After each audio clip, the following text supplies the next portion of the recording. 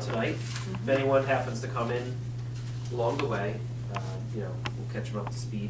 So tonight we're here, as you all know, solving the Social Security puzzle. What you need to know before you claim, that's the name of our presentation. We're going to be talking about a few of the different claiming strategies, some of the things that you need to consider in order to make the right choice on your Social Security. Right? And we'll get into some detail, but mostly this is going to be a high-level conversation. Right? I usually like to start off with a little bit of fun information, kind of break the ice. So I did this presentation. I found this fascinating. I did this presentation back in September.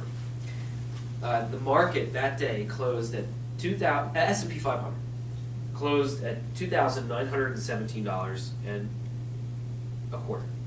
Right? That was only a couple days after it had hit the high for 2018, which was 2,930. Right? Anyone have any idea of what it is, what it closed at today? I was in Vanguard and I saw was a red arrow pointing down. So 2,774.88. Oh, So actually below last September.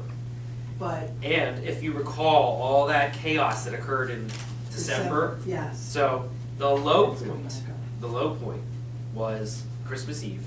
We all remember that massive drop that happened on Christmas Eve. It closed at 2,351.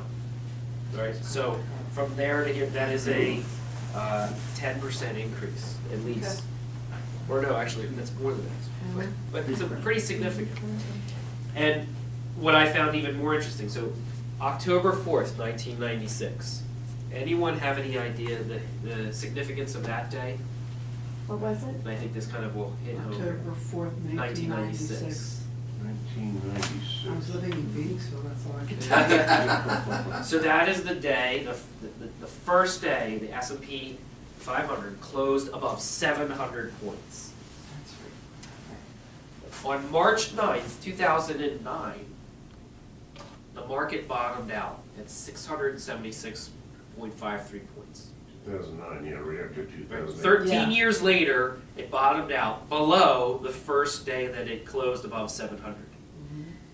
So we're now at 2774. You're talking about more than a four-fold increase in 10 years, right? Whereas in the 13 years from 1996 to 2009, you had actually a negative. You can see, you can get periods where there's very volatile, up and down shifts in the market. That's why we talk about Social Security. It's important because it's a stable, constant, it's an annuity. That's what Social Security really is. It is a government-funded annuity, all right? Or I should say a government-run annuity, not government-funded annuity, because it's really funded by taxpayers. All right, so just some disclaimers here. So the views presented today are provided by Social Security Solutions. What you need to take away from this information does not constitute financial, legal, or tax advice and should be used for informational purposes only. My broker-dealer is Next Financial Group. I'm not an affiliate of Next Financial Group.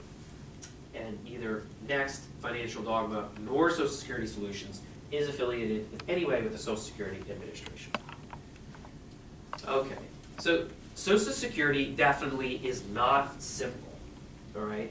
There are literally hundreds of different claiming strategies and thousands of pages of rules that you would have to sort through in order to understand all the factors that would impact your decision and your claiming to claim your benefits, right?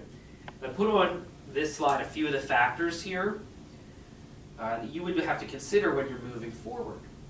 We're going to talk about some of them today, right? So that you can get some understanding of these factors. We're not going to, again, like I said, we're not going to do a deep dive. We're just going to try and give you a little bit of an understanding. So the reality is you really have to get your decision correct when you go into Social Security Administration and file. Okay? Because you have, I would argue, almost no chance to turn around and change your mind. You do, in fact, have a chance, but in reality, I think it's very little probability that you would use it. So you're saying we need to make sure what we're doing before we go in and sign up? Yes, Got yes. it. Know that you're making the right decision, or at least feel comfortable that you're making a very good decision. Are they helpful? Social Security Administration agents cannot give you advice. Okay. They are prohibited from giving you advice. They can answer factual questions, but their knowledge may be limited. I don't know if you've ever been in the Social Security No. Not office. yet.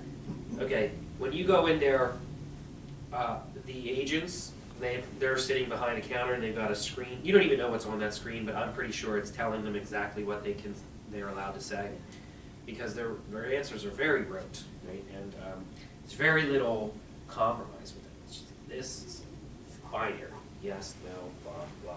I mean, it can be very frustrating at times. So if you know what you're doing when you go in there, you have a lot better chance of being successful with what you're trying to accomplish, right? So what I'm trying to get across, it really requires some planning, some analysis, some thinking ahead to get where you want to be, right? And what this is trying to indicate is that a lot of these factors are tied together, and one can influence the other, which can influence the other, which can influence, and they sort of, it's like a chain that can all, right? All right, like I said, a strategy, right? So a lot of times, I don't think most people really associate Social Security with a strategy. You know, like you think about like chess and football, and let's talk about strategies in those games. Well, Social Security really is no different. I mean, if you want to win in chess or football, you have to have some forethought, some analysis, some planning going into your match, right? Well, your Social Security claiming plan should be no different. All right, you need to go into this with a game plan and have taken the time to think about it ahead of time. Because, like I said, the agent is not going to help you out. So, like I said, there's literally hundreds of choices that could be made. And if you're not aware of them, you could be losing out on a lot of money. You could be leaving a lot of money on the table. And you really are locked into your choice. I mean, you have very little chance to reverse it. So, you need to make that right decision. Are there any other questions so far? I just don't understand why they make it so doggone complicated. Well, Well, you have one program that's trying to account for literally so many thousands of different scenarios. So they need thousands of different pages and rules to cover all those different situations. You know, everybody's situation is unique. In September, I had some situations I had never heard of before, people were bringing up. And I was shocked to hear them. That's just what, it is. People have many different, their backgrounds are different, their current situations are totally different from you to you to you. And the rules have to try and accommodate for all of those.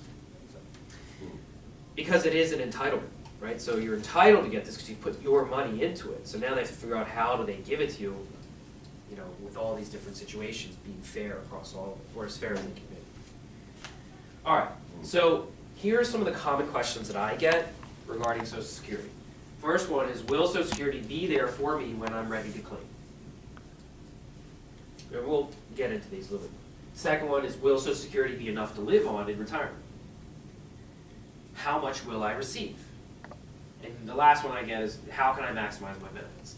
It's kind of the basis of what we're talking about. All right. So some of the things we're going to talk about might surprise you. All right. Will Social Security be there for me? And I'm going to say yes. Despite what the media might like to portray, Social Security is not, it's not in the best of shape, but it's not in dire straits, okay? There's always a lot of emotion that's charged up with Social Security, and any media outlet has to sell content, and emotion drives purchases, so media outlets are constantly trying to seek out stories that create, an emotional feel to it, because it brings you in and it gets you to buy that content. So best to just try and tune that out as much as possible, because most experts believe that it's not what the media portrays. The common theme out there is that Social Security is ready to fail, trust fund is gonna bomb, all this. This is not the first time that this belief has occurred, and the Social Security trust fund has been in trouble. Alan Greenspan, 1981, was put on a commission to help the solvency of the trust fund. So if back then that was occurring and we're still okay almost 40 years later, I think we'll get through this. Right? So let's just talk a little bit about the actual numbers and what is actually going on. So as of the Social Security Trust report comes out in the end of June, because that's the end of their fiscal year. All right. So right now, fund will continue to run a surplus until 2021. So that means that revenues will be more than enough to pay out benefits. However, according to that trustee's report, the surplus is a result of interest income, right? You have interest income and operating income. Operating income is all of the money that's put into the fund by contributions from your taxes. Okay? Operating revenues were actually negative. So, after 2019, supposedly this year, starting, the reserves in the fund will begin to be used to pay out the promised benefits. Right? And as early as 2034, the reserves, the projections will be depleted. Okay, the report last year was unchanged from the 2017 report. Right? After 2034, it is projected that taxes and FICA and taxes on benefits, because yes, you do get taxed on your Social Security benefits when you get paid out. It's a double taxation. Yeah. That's the killer. Yeah. I can't. It will cover 75% of scheduled benefits if nothing is done for 75 years through 2091. So, it's not as if anything is, it's not going to fall off a cliff where there's no benefits available to And anyone. of course, that's what they're saying, that it's, our kids are not gonna get it, our grandkids aren't gonna get it, the fear factor is out there. Yes, the fear factor, right. But in reality, I mean, 75% is not 100%, right? That would stay 25% reduction. But here's the other thing that you have to remember. This is not going to be a 25% across the board reduction for everybody. This is politics, and the largest group of people that vote and have a massive influence on how things play out are typically seniors. This is very important to them. They press issues in Congress, so you're going to see, I think, just like the last 2 times there were Social Security benefits, changes to Social Security benefits. You won't see anything change for people who are 60 and over, who are really close to getting their Social Security benefits. And if there is any change, it will be delayed, right? But there'll be enough time that people can plan for everything, and people who are receiving or close to receiving won't have a reduction in their time. Which means that probably people like myself might have greater than 25% drop in benefits. And again, that's if nothing is done. I'm pretty sure something will be done, because there's lots of small little things that can be tweaked here and there. You can raise the earnings cap. That's been a big issue lately, actually for the last several years. That's something that could happen. They can either raise it or take it off entirely so that all income is taxed. Because right now, I think it's about $132,000.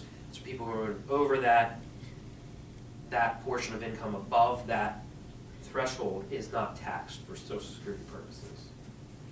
Okay. Other things that could happen, they could raise the retirement age,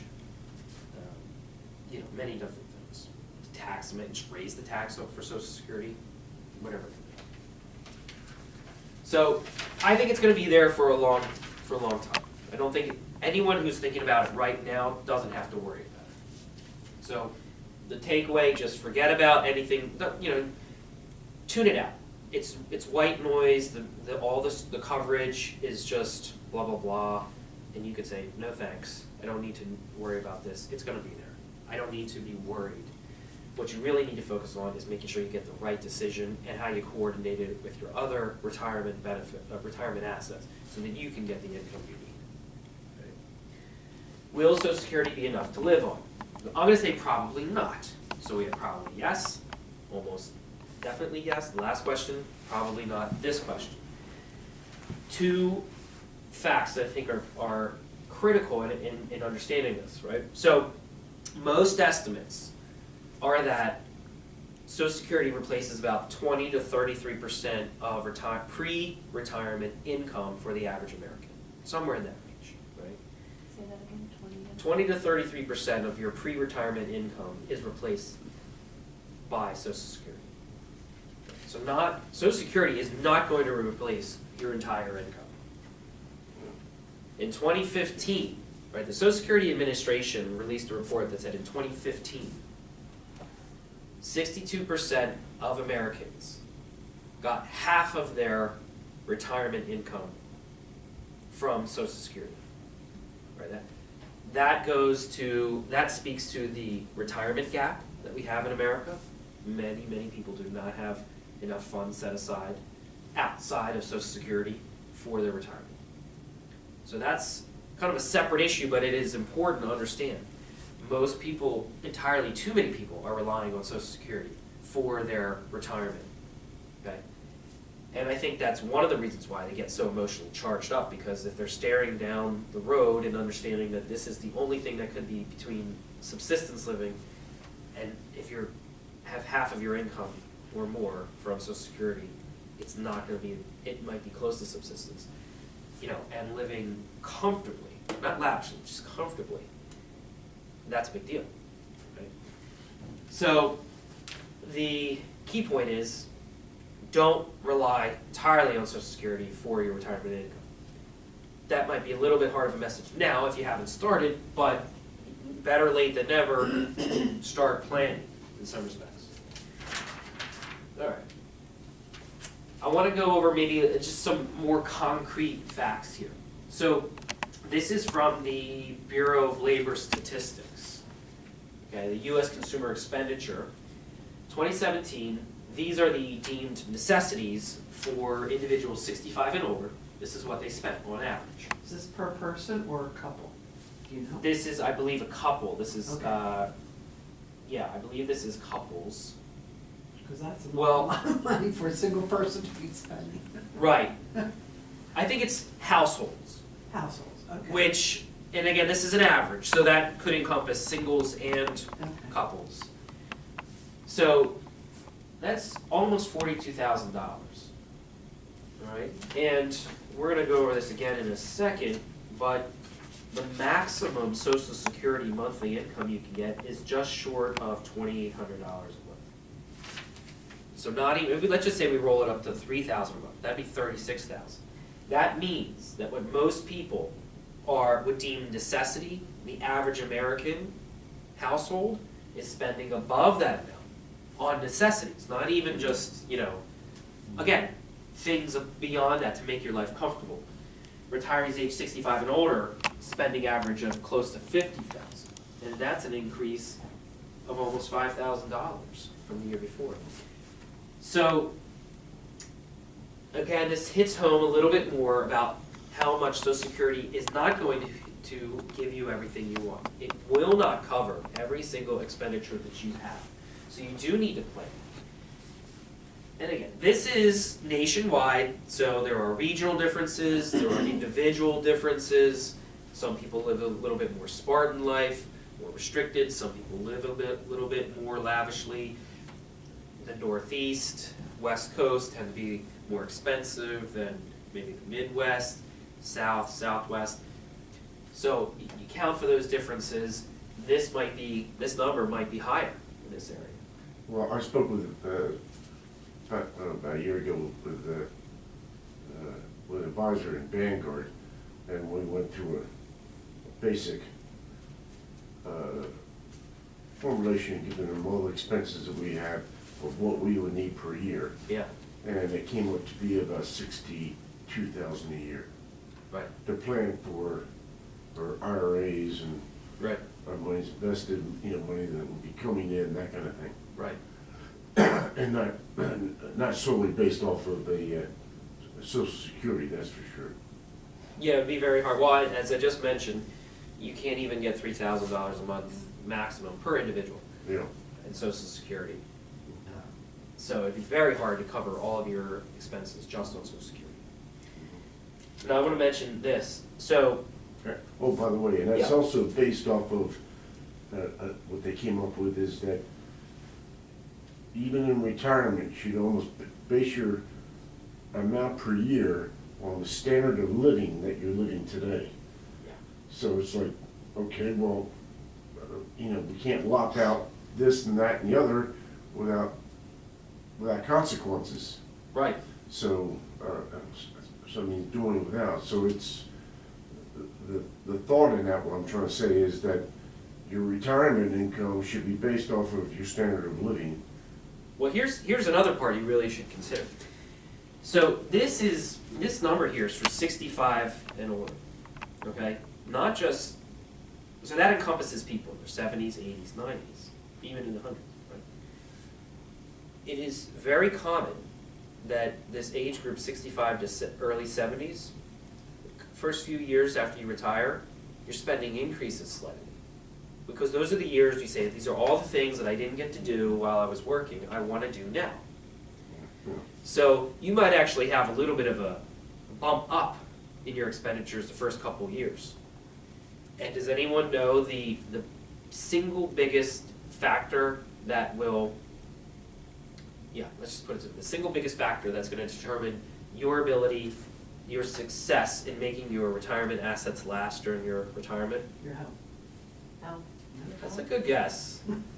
Your health? You're gonna think this is cynical when I say it. No, it's just luck. Oh. Really? The year in which you retire is going to be more contributing to the success of your retirement than anything else. Because if you retire in a year where there's a down market and you're taking money out, very hard to recover as you start recovering from that down and taking money out. Yeah, but there's If no way of knowing that. There's no, That's that's why why I it's say luck. it's luck. Which is where you That's say why I it's say it's luck. luck. But you can, that's why your claiming strategy can be very important. Because I'm going to get to it in a few minutes here. We're going to talk about, well, maximizing benefits and when you take income so that you don't outlive your retirement assets can be two different things. You might think, oh, getting the most money surely is going to be the best for me. May not always be the case. Because, like I said, luck is the biggest factor of whether or not you're going to outlive your money. Whether you retire in a year that is positive or negative is big, very big. And that, how you coordinate that with sources of income like Social Security that are stable and will be there your whole life will be very important. Okay. So we mentioned about 65 to 74, your expenses could actually be higher than what they were right before you stopped working. Then they start tapering off. Okay. Then within the categories, things can grow as we get older. The medical expenses might outpace something like clothing or transportation. All right, so the total from last year, from 2016, 2017, right, because 2017, it increased at a roughly 7.1% rate. Yet, Social Security cost of living adjustment for 2018 was 2%, because the Social Security Administration uses third quarter consumer price index for each year to determine what, if any, increase they're going to award. All right, and there's certain things that are brought into their equation. Like some of the more, I think it's energy and food. Those changes in prices aren't factored in because they're very volatile. So it doesn't always match up with reality. So you have your retirement could last a long time. It could be 25, 30 years. You really have to plan for this. Figure out how does something that's really important like Social Security fit into your retirement plan. How much will my benefit be? And this all depends on your individual situation. Okay? So your benefits are determined by a combination of factors. How much you've earned over your working lifetime, when you apply for your benefits, your marital status, and then how well you can combine these rules to benefit you the most. So the more you earn, the greater the benefit you are gonna get. I think that's pretty easy to understand, right? But there's a maximum benefit amount that you can get. In 2018, the maximum full retirement benefit was $2,788 per month. So in order to get that, you would have to work basically your entire career earning the maximum, hitting that cap, that $132,000 each and every year. Now, it wasn't $132,000 35 years ago, but you know what I mean. You essentially would have had to been at the upper end of the wage scale every year of your working life in order to get that maximum number. So most of us are not going to be at that level. And you'd have to be turning 66 in 2018. So 66 for people who were born after 1954. Yeah, 1954 is that cutoff for 66, and then it goes up by 2 months every year until 1960 and later is when you're age 70 for your full retirement age. Oh, okay, no, I'll be there before that, okay. Yeah, so this is the information. If you would like me to send you this information, I can. Yes. So after 1954, 1955, it's 66 in 2 months, 1956, 66 in 4 months, 57, 66 in 6 months. Oh, Right? okay. Up until 1960, age 67 is your full retirement age, and then after that, it's just 67. Okay. That'll be one of those tweaks, I'm pretty sure, that'll be made in order to help extend out the life of Social Security. So we're talking about here, the benefit amount that you're gonna get is gonna be determined by the age in which you apply for your benefits. I mentioned this full retirement age, so when you reach your full retirement age is when you can get your primary insurance amount, okay? If you apply before then, it'll be reduced. If you apply, for people that are born from 1954 to 1943 to 54, Does that include 54? yes. If you apply at age 62, you're gonna get 75% of your benefits, a 25% reduction. People above that are gonna get a slightly more of a reduction. All right, well, we're over 65, so whatever is below that doesn't pertain to Right. us, so that we have no Right, interest. so you can see here, right? So you could also wait, and you're gonna get more. I'm not working till I'm 70. It doesn't mean you have to wait, work until 70. Oh, okay, but, Yeah, but you gotta live off of something. yeah, exactly. You do have to eat before then. Yeah. So, Okay. so your benefits, and as I mentioned, your benefits are also impacted by your marital status, how you can, What is it, what does that mean? Because I'm single. Yeah. I don't plan on getting married in the near future, so. so if you are married, you have, or if you were married in the past, That's- that you can actually claim off of former spouses. Thank you. So that's, right, that's what I'm talking about. If you're married now, if you were married, if you were always single, then that's not really gonna affect anything. Yeah, I was married. Right. And what is, can you talk a little bit more about that? Yeah, I'm gonna get Okay. into that. Oh, Right. There's also survivor benefits, so like if you were a widower or a widow, that would also matter.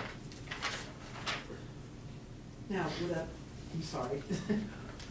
Once we get through this, would a financial advisor be able to help us know how much we can claim from a former spouse, or? Yeah, Okay. yeah, so you're gonna need some information, Okay, but Mhm. yes, they should be able to help you figure that out. okay. Thank you.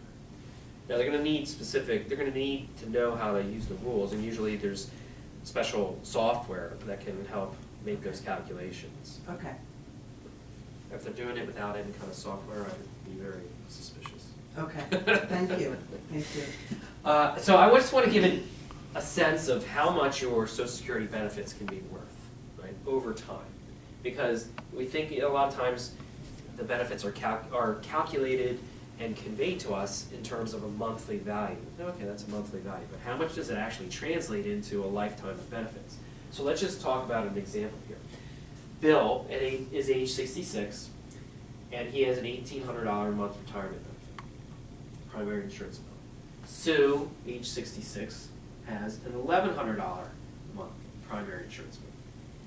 So if they both live 20 more years after retirement, they would collect almost $700,000 in benefits, $696,000 in benefits. Just simple math, right? $2,900 a month, 12 months, 20 years, $696,000. That's the power of Social Security. You would need that much more retirement savings, or the ability to create that much income in retirement from your other savings without Social Security. So it's a big deal, okay? But could they have done better? That's the question, right? So we're gonna come back to them, Bill and Sue. We're gonna tweak it a little bit and show how they might have been able to do better. And they're married, right? Yeah. Okay. Right.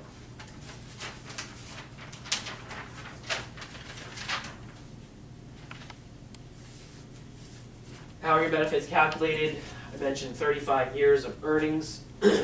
If you have zeros in your earnings history, that does get factored in. And since it's an average, a zero makes a big deal.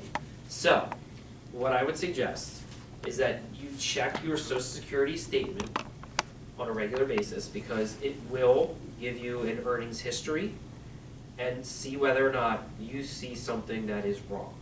I've had people come in and talk to me, and they've asked me, oh, I'm sorry.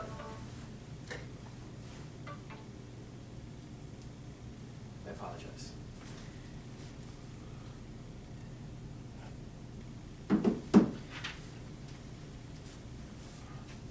They've asked me, what do I do about this? Well, you need to contact the Social Security Administration. They've had years where they showed zero. They've had years where it was significantly lower than they knew their income to be. So you gotta show them tax returns, any kind of W-2 or something like that, 1099s, where you can prove that your income is different. Because especially later years, where your income might be higher, it has a big difference. Now, sometimes there's a process here that I'm not entirely sure about, which is whether or not the Social Security will allow you, how far back they'll allow you to go. But you should just go check. It's good. And it's not hard to get your statement. Does everyone know how to get their statement? What statement is this? The one Your we- Social we Security get- statement. We get it like once a year. Yeah, in the mail, In right? the mail, but I know you can go online. You can go online. I tried that and I was unable to log in. Really? I tried it once, I haven't gone back. Okay. It just kept spinning, Right. Oh, all right. Well, but despite your experience with the website, I will say it's one of the better government websites I've actually come across. I've helped my mom, I've gone on and registered myself. I would say this, things do happen. My mom had an issue where she has a hyphenated last name, and for some reason, her middle name and first part of her hyphenated last name was made into like her middle name, and we couldn't figure out why she wasn't able to register and things like that. Stuff happens. Sometimes you just have to get on the phone, talk with the Social Security agent over the phone. They'll get you registered. But once registered, it's actually a pretty easy site to navigate through and get your information. Go online, register. If you haven't done it, I really recommend doing it, because you'll see everything. You can get your current statement, and you don't have to wait for that once in the year, and then you lose it, and you're like, oh gosh, I only have one from 3 years ago. You can print it off anytime. You can it'll give you updated, estimated benefits, things like that, right? So it's showing you, your benefits are based on what's called a primary insurance amount, right? Once you start taking a benefit, then you get a cost of living adjustment. But like I mentioned a couple of minutes ago, sometimes those COLAs don't reflect reality. Yeah, they're, Better than nothing, but they're not always, I mean, there was a couple years ago where it it's was like that in the zero work- each In year. the workforce too, I mean, Right. cost of living could go up 7%, but I'm still only getting 3 or 4%, you know. Right. Increase in my pay. Right, right. All right, so, there's the website, if you need it. let's say good, yeah. If you just do ssa.gov, that's where you can go there and register. Yeah, I think probably the recent one is probably fairly accurate. Yeah, and I think they It's usually not come gonna out change anyway. dramatically. What thing kills me is that, like, you wanna check back in your past history, legally or by law, like, you only keep your returns and so forth for 5 years. Well, if you wanna go back 10 years, Yeah, I mean, there's, it's true, yeah. you know, nobody's gonna keep records that long. Right. You know, or you never be, had- you know, your inundated father. with paperwork, kind of thing. But it's better than nothing if you can't, if you do notice that there's a recent mistake, get it fixed, because it can have a huge impact. All right, so let's talk about filing early. So you file before retirement age, full retirement age, you will receive a reduction in your benefits, okay?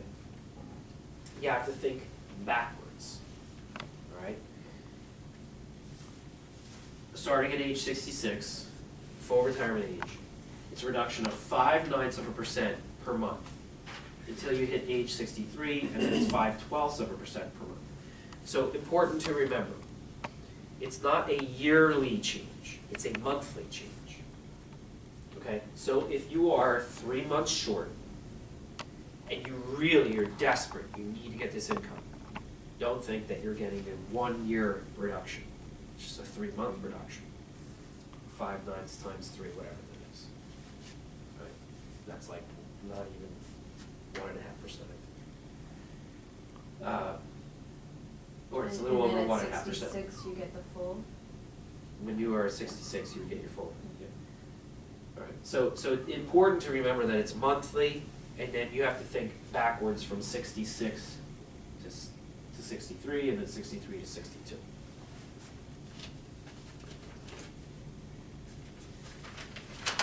What's this 5/9% of PIA? PIA is your primary insurance amount. That's the amount you would get at your full retirement age. Okay, but what's the 5/9%? So per month, you have a 0.05% reduction in your primary insurance amount. 5/9. Yeah. So every month, 0.05% of this number, whatever number that would be for Will you. be reduced. Will be You came reduced. up with that number. Yeah. Someone- Well, because I guess they were trying to have for age 66 to age 62, which is the first year that you can apply for early Social Security, they wanted to have 75%, a 25% reduction. They wanted to, so they had to come up with this formula where it was like that, you know. Yeah. So at age 65, you only get 93.3. So based off of a full retirement of 2230 a month, it'll drop to 2080, Right. period. Right. So you have to That would be, calculate that. that's if you apply exactly at age 65. If it's 65 in 3 months, it's a little bit higher. Yeah. Yeah. That's the point here. If I don't apply until I'm 67, Uh-huh. I mean, do I have, I'm getting mixed up with Medicare, sorry. That's okay. But I don't necessarily have to apply for Social Security until I'm actually ready to retire, which I plan on like 67, when I'm 67, 63, So, right? yeah, Medicare, you have to apply by 65. You're gonna start getting taxed. Yeah. Yes, right? Did I do something here? Okay.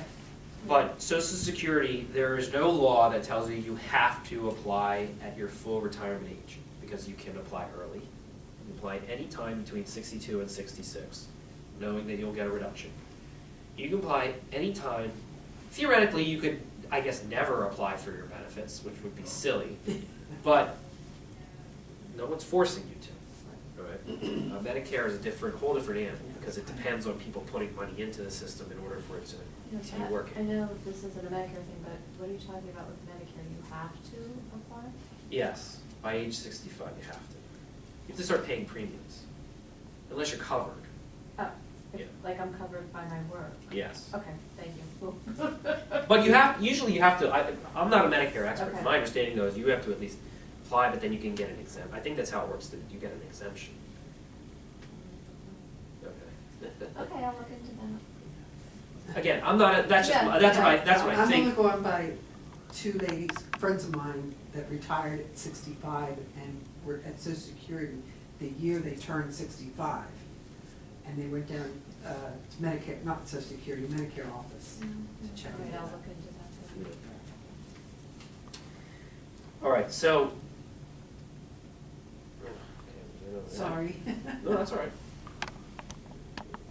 So what you were talking about then is that if you want to apply at 67, 68, what happens? You get something called delayed retirement credits, all right?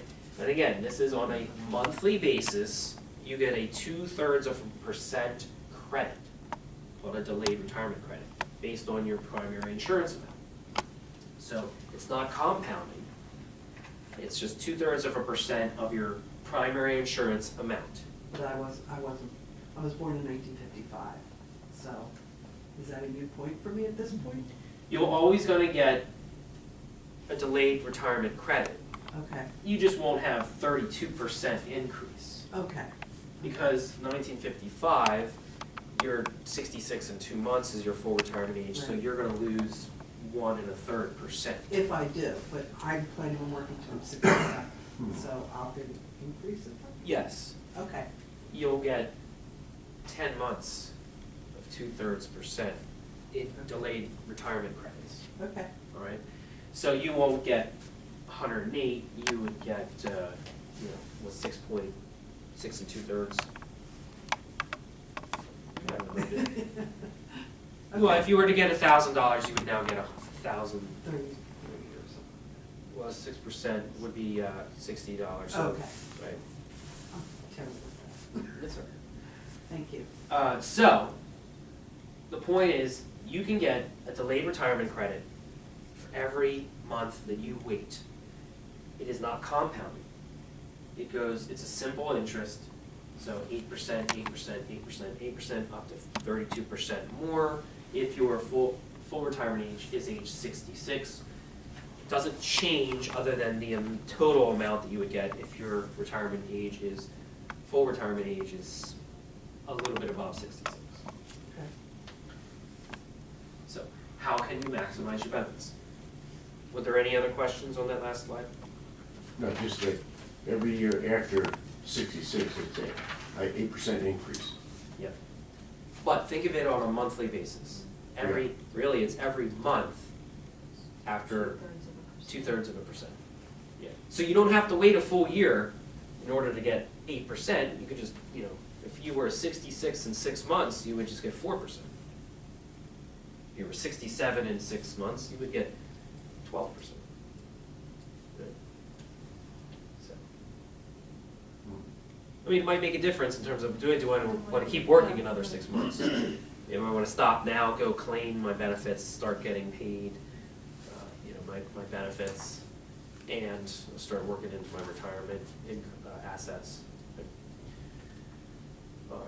So what is a claiming strategy? So it's looking at all the Social Security rules, creating a plan of how you're going to claim your benefits. Right? And this is the part. It's for a particular outcome. I mentioned a couple minutes ago, maximizing total benefits and outliving your assets are not necessarily the same thing. Okay? And to get to that specific solution that you're seeking, you may have to combine certain things, certain claiming strategies. You may have to postpone certain benefits at a particular time. There's different actions you may have to take. Your solution may be simple. It may really only be 2-3 steps, or it may be a little bit more complicated, depending on your past and your situation. And if you miss that opportunity to make the right decision, you really are locked in. You could be leaving a lot of money on the table. Okay. Now, I want to take a few minutes and talk about some auxiliary benefits. I'm not going to spend a lot of time on these, but I just want you to know about them. Whether they apply to you, apply to somebody else and you say, hey, I heard about this, and you tell them. It's good education. So the spousal benefits, what we're going to talk about, survivor benefits, widower, widow, children's benefits. So this is a minor child in the home under 18 when somebody applies. Child and care benefits paid to the parent of children who are under 16 or still in the home. you may know, these do come up from time to time. I actually have a client who was able to retire from her, she owned a small business, but she had sort of sold it, she was working in it, but didn't want to anymore. She was able to stop working in that business because these benefits here came into play. She was looking at her Social Security statement saying, there's no way that my Social Security income is gonna replace what we have. But when I ran and I looked at it and said, I don't think this is gonna work. Until I ran the analysis and all of this kicked in, and all of a sudden, boom, it gave the amount of money that she needed in order to feel comfortable stopping work. So it's not esoteric, it doesn't just come up once in a blue moon, it actually does happen. So when should you start your benefits? There are a lot of different factors, right? Now I'm gonna take these here, marital, age, health, outlook, and longevity. We're just gonna put them to the side for a second. And we'll look at all the other things, which are really about your sort of total financial picture, right? You may need income early, right? Some might be worried about having the highest possible income later when their other savings are running low. Some plan may work longer than others, right? Regardless of what you're trying to accomplish, you really need to look at this holistically. Take a look at all of your financial assets here holistically to come up with this important plan. Okay. But again, these first four are going to be very critical as well. They're going to play a major factor in what decision is best for you. All right. I don't want to keep going on and on about this, but I will just briefly make the distinction again. Cumulative lifetime benefits may not be the same as minimizing longevity risk, outliving your retirement savings. Okay? So these are the two big questions we're trying to play off, and how do we make a plan that fits both of them. So what is that spousal benefit? So let's talk about, let me give you an example. So it's 50% of the other spouse's primary insurance amount. That's that term we keep using, primary insurance amount. As the spouse of an insured worker, you are eligible to receive spouse's insurance benefits if you meet these following conditions. Your spouse has filed for retirement benefits. You are not receiving a benefit based on your own primary insurance amount, which equals or exceeds 1/2 of your spouse's primary insurance amount. You are over 62, and you have filed an application for spousal benefits. What this is telling you is that you don't get spousal benefits on top of your regular benefits. It's more along the lines of spousal benefits will fill a gap between your primary insurance amount and what is 50% of your spouse's primary insurance amount, assuming it's not reduced because you applied early. This is important, but and some don't just kind of throw it off when you think, oh well, it's not an additional. Well, it's a supplement, right? But it's not like, hey, I get all of my money plus an additional, so I'm going above 50%. No, that's the 50% is the cap. So let's just show how this works. So this is when someone can claim a spousal benefit, and you have to keep in mind this relates to a claim for spousal benefits before full retirement age. The rules change in a good way once a spouse reaches full retirement age. We're going to talk about that in a little bit, or in a couple slides. So the husband's full retirement, husband or just whatever spouse, higher wage earner, has primary insurance amount of $1,200, and the other spouse has a primary insurance amount of $400. Okay. So 50%, 600 minus the other spouse's primary insurance amount, spousal benefits going to be $200, so it's going to bring you up to that $600, that 50% threshold. But if the other spouse has a primary insurance amount of $700, again, that's where you're not going to get this $600 on top of the $700. No, 600, basically the 700 is greater than that, so there's no spousal benefit. Okay. Does that make sense? Okay, yes, Mhm. yes. Okay, but that doesn't include one of the spouses collecting if they're, okay, you're saying that this doesn't apply, for example, she's still working, and if I wanna collect social security, and my payment, hypothetically, is $1,200 a month. I have to be retired though, don't I, for you to claim? So this, No. the spousal benefit, I wouldn't be getting 50% of hers, and let's say hers is, say, $1,600 a month. If your primary insurance amount is more than 50% of her primary insurance amount, you would get no spousal benefit. Well, at this moment, no, that's not the case. But what I'm saying is, from what you said, if I applied for the Social Security, at, the example I used was what, $1,200 a month. I can't get $1,200 a month plus 50% of hers. That's right. So it's only, if I apply for the spousal, it's only 50% of what what her payment is, Yeah. period. Well, whoever is the higher Yeah. earner. Right. So what's the benefit of doing that? What gives you something? Well, look at this example here. It would give you an extra $200 a month. Okay, so if she fully retires, when do I go on my full benefit? So that is all part of the individual plan that needs to be developed for people who are trying to meet a specific solution. So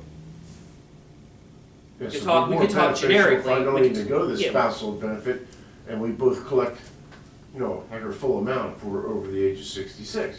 yeah, right, you could do Yeah, so that. spousal benefit is really, Well, But if you were both at full retirement age and one spouse was going to work for a little bit longer, let's just say you plan to work longer because you love your job, maybe there's a pension benefit that when you reach a certain age or something like that, Yeah. right? You could file for a spousal benefit and collect and let your own continue to get delayed Yeah, retirement credits. yeah. oh, okay, so I'm not locked into only receiving a spousal benefit, period. So long as you apply after full retirement age. Okay, If you apply before full retirement age, you are locked in. all right, so I'm locked into the so-called like $200 example here. Well, you are locked, we're gonna talk about this in a second. Yeah. I think it'll be more clear. Alright. So, as I was just mentioning, things can change prior to full retirement age and after full retirement age. So before full retirement age, a claim for either a spousal or retirement benefit will be deemed a claim for both. What does that mean? That means you don't get to choose which one you want. Used to be that you could, right? Now you can't. You just get the highest. So what does that mean? Like, if you wanted to go in and get your spousal benefit and let yours continue to grow, but it turns out that your primary insurance amount is more, you're gonna be deemed to have applied on your own record, and that's what you get. After full retirement, you can choose to file for both benefits and restrict the applications for either spousal or retirement benefit.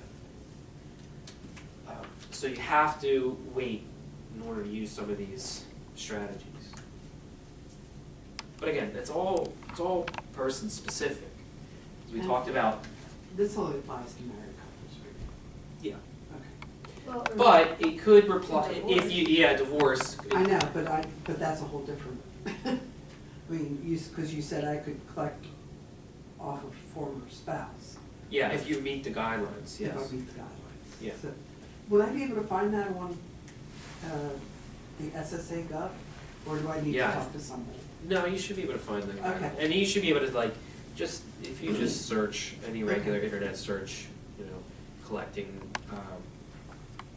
or divorce benefits, yeah, Okay, or ex-spousal benefits. But for the most part, we're talking about, Yeah. those two situations, either currently married or formerly married for people who qualify. okay. I actually have a client right now who is waiting because their spouse hasn't reached full retirement age, and she doesn't want to collect on her spouse's record. Mhm. She wants to wait until she can, when he hits full retirement age, let hers grow until she hits full retirement age, because that'll give her the highest income going forward. Okay. Right, so it does, Interesting to know. it doesn't work. All right, so these were common claiming strategies at full retirement age, but no more. There was a law, well, the Bipartisan Budget Act of 2015, that eliminated something that was called file and suspend. It was very common. Probably if you go online, if you've read anything, you might have heard about this a lot. There's the other common claiming strategy was a restricted application. That's still in play, at least for a couple more years, but it's being phased out. Okay.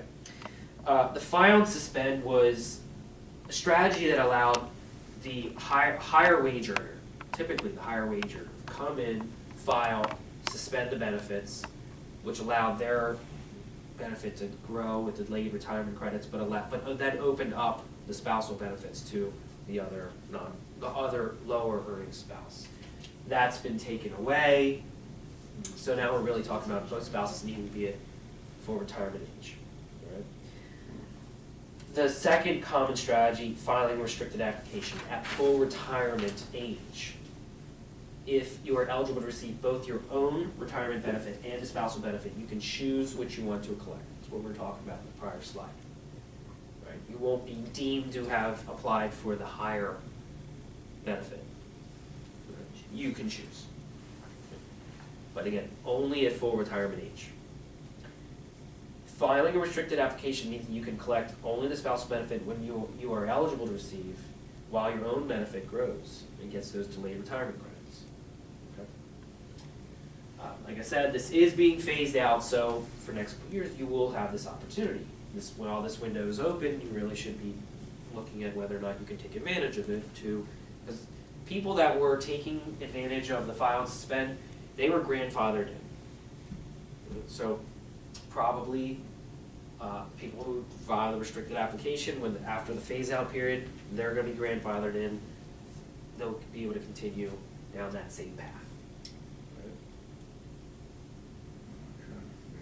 Make sense? I've got it. I've got it. Okay.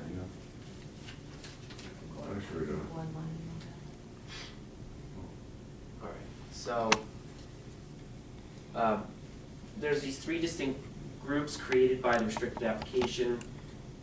Where the planning comes in to play and where it's important, the complexity occurs is when you have group spouses that straddle over these Of course. age barriers.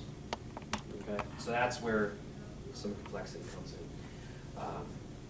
And that's why you want to go to a place or be able to find software that has the ability to run all the complex calculations to figure out what's best. Why? Maybe you're gonna get to this, the last two bullet points, born on or before January 1st, 1954, born on or after, oh, I'm sorry, I saw the before, I didn't see the before and after. That's all right. Never mind. Okay. That's all right. So what was the impact of this bipartisan budget act? Well, it really was to push back the break-even point of when claiming early and claiming later were the same, and then claiming later gave you more benefits after that point, that break-even point. So I think the idea was to try and push more people into claiming at full retirement age or earlier in there after reaching full retirement age. Why that was important, I don't really know, but I think that was really the goal there.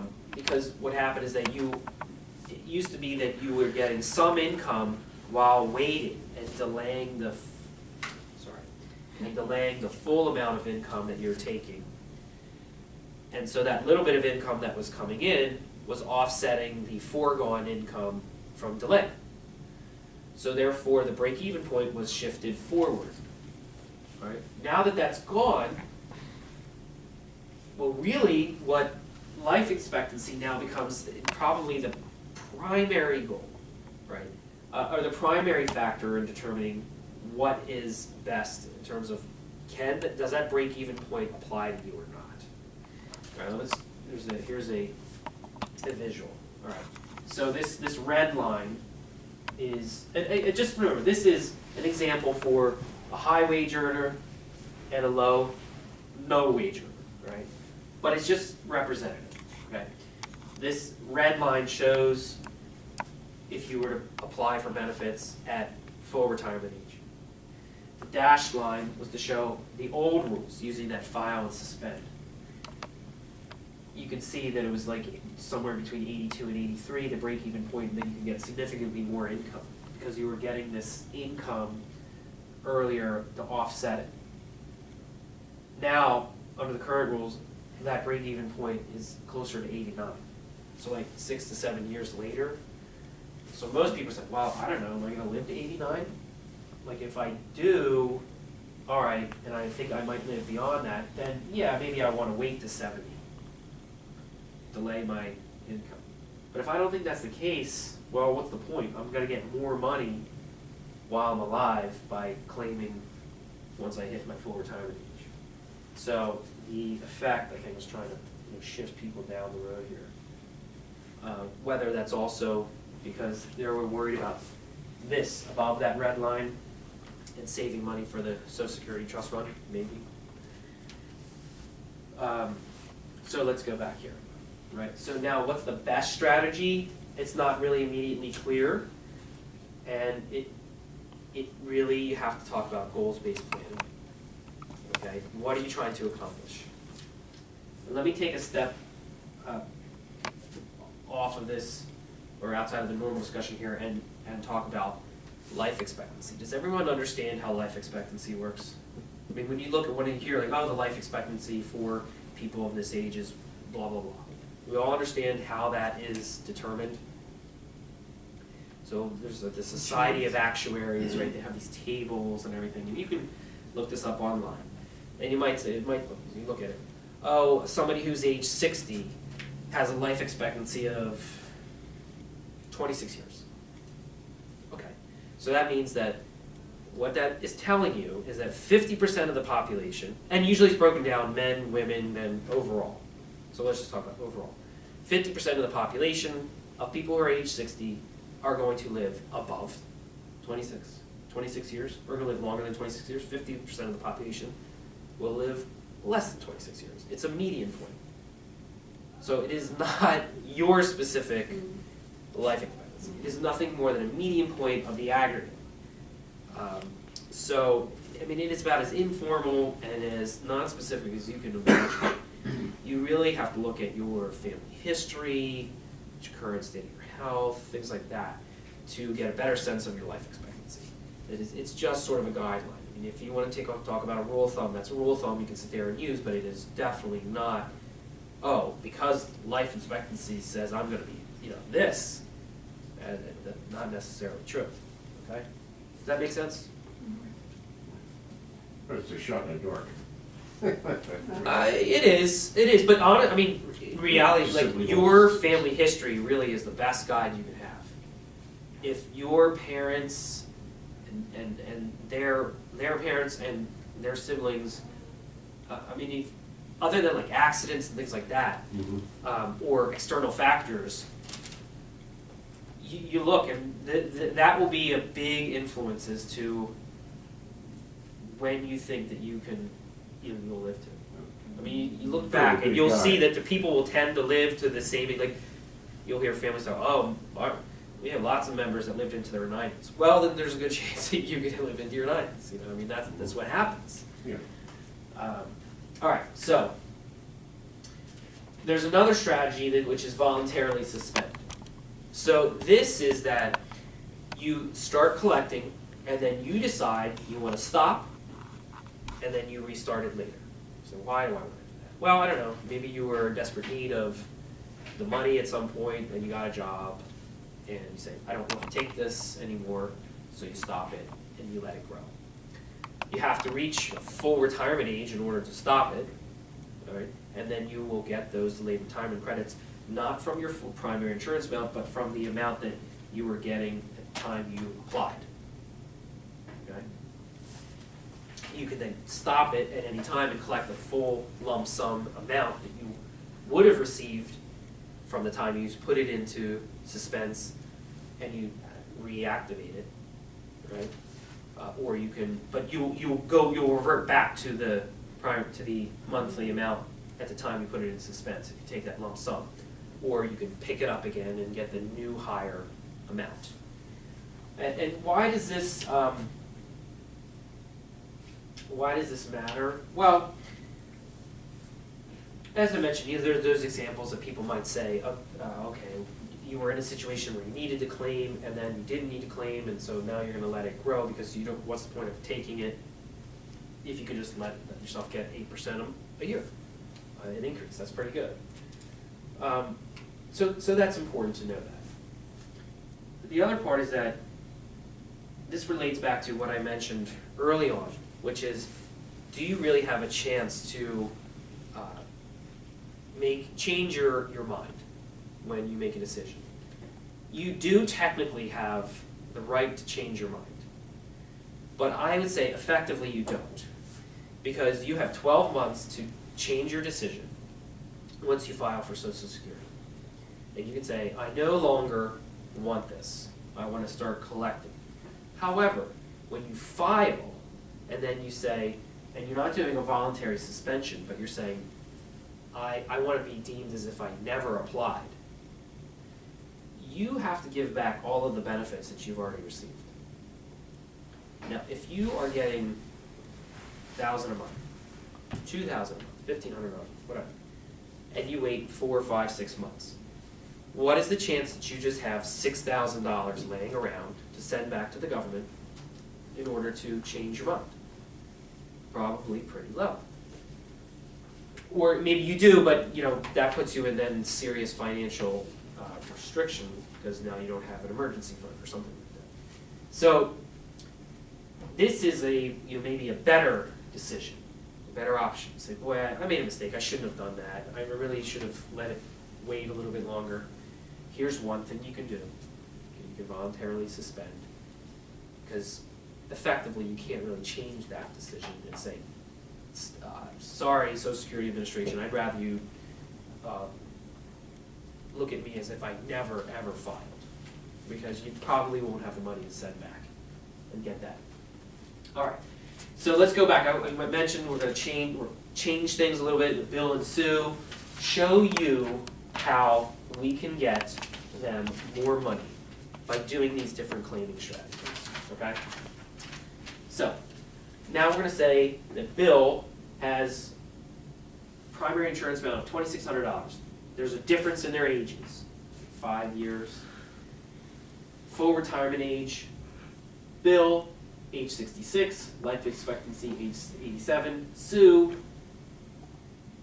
full retirement age 66, 8 months, life expectancy still 87.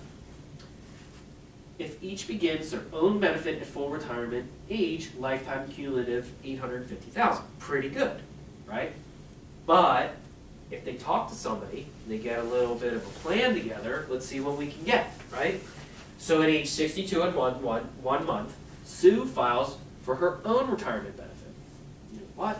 I mean, she's like going to get a drastically reduced benefit. Okay, but this allows Bill, who's already at his full retirement age, to file a restricted application for spousal benefits.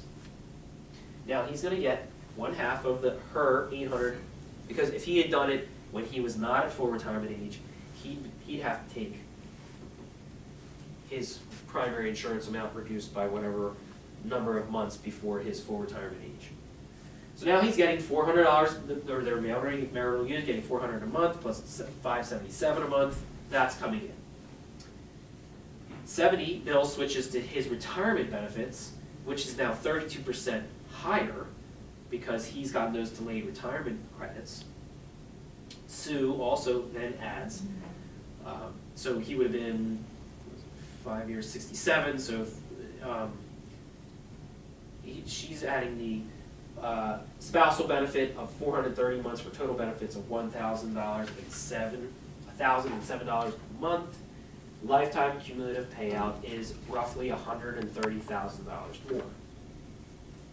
All right, so you get a little plan together, you can get significantly more money.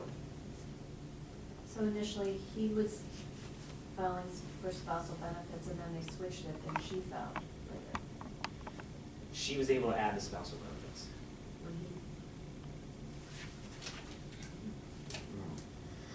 So, Wait, could you back up to the? sure.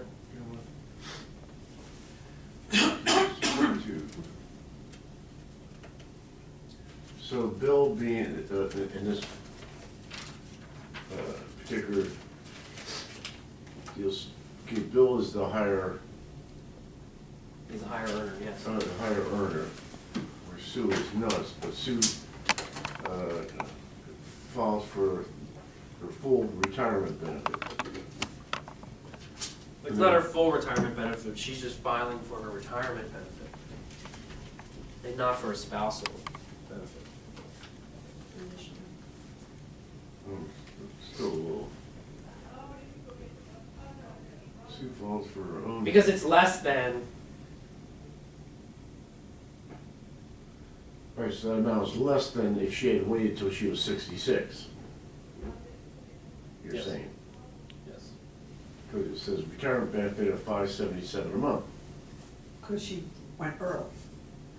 Right. If she waited, it would have been 800, Okay, so she went 577. okay, above there, 800, so, But then Bill applies, because he's already retired at retirement age, is that correct?